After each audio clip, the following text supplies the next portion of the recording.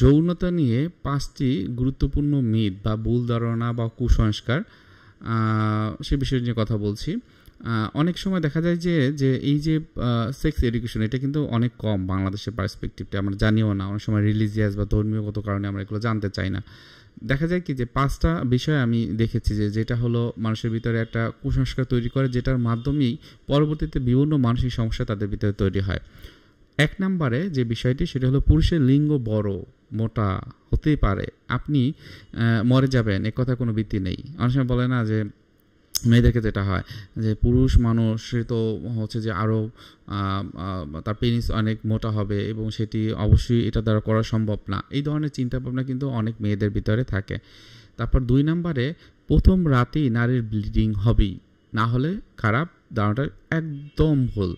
আপনারা যদি বিভিন্ন রকমের বই পড়েন, যেমন তসলিমা নাসরিনের কিছু বইতে কিন্তু লেখা আছে এবং হুমায়ুন আজাদ স্যারের কিছু বইতে কিন্তু খুব ভালোভাবে তারা এই বিষয়গুলো বিশ্লেষণ করেছে, যে তারা মনে করে যে বিয়ের প্রথম রাতেই যখন তারা যৌন কাজে লিপ্ত হবে, মেয়েদের ভ্যাজাইনার যে যে আসলে কি সে আসলে কুমারী ছিল কিনা সেটা বোঝার জন্য তার হাইমেনের যে বিষয়টি তারা কিন্তু ফলো করতে চায়।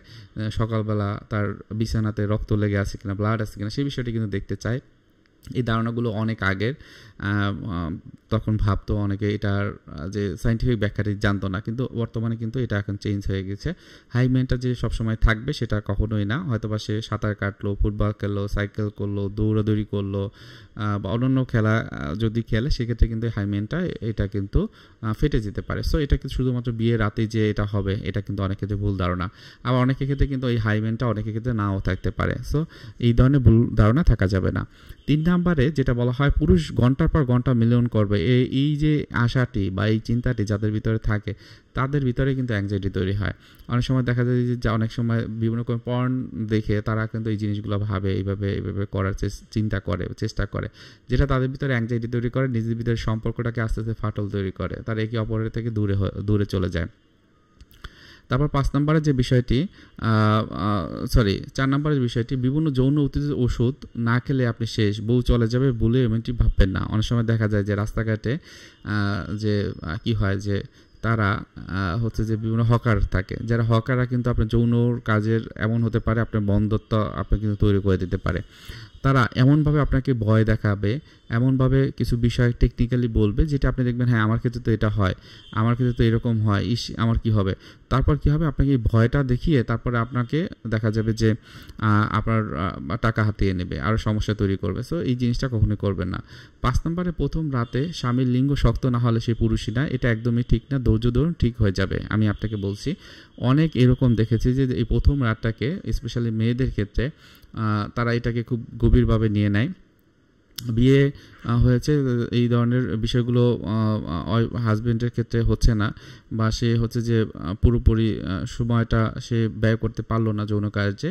অনেক সময় এটা মেয়েরা ভুলভাবে নেয় এবং তার আত্মীয় স্বজন যারা আছে তাদেরকে বলে দেয়, মা বাবা বা ফুপা, অনেক সময় ফুপু আর কি, আবার অনেক সময় হলো বড় বোনদের বলে দেয়। এটা কিন্তু তারা অন্যভাবে দেখে। অ্যাকচুয়ালি হয় কি যে সেক্সুয়াল বিষয়গুলো হঠাৎ করে কিন্তু খুব বেশি সেক্সুয়াল টাইমটা বৃদ্ধি পায় না, এটা সময় লাগে। এবং যাদের ক্ষেত্রে হঠাৎ করে এই ধরনের সেক্সুয়াল অ্যাক্টিভিটি করে, তাদের ক্ষেত্রে দেখা যায় যে যত করতে থাকে একটা সময় যে এই যে এপিডেডিমাসের যে বিষয়টি, যেখানে হলো যে সিমেন্টগুলো জমা হয়, সেগুলো হতে সময় নেয় এবং তখন কিন্তু তারা ডিউরেশনটা অনেক বেশি সময় পায়। সো এই কাজটা কখনোই করবেন না যে বিয়ের প্রথম রাতেই আপনারা হয়তো বা 2 দিন 1 দিন দেখলেন যে হাজব্যান্ড খুব বেশি সময় পারফর্ম করতে পারছে না, তার মানে সে খারাপ, এটা কখনোই ভাববেন না।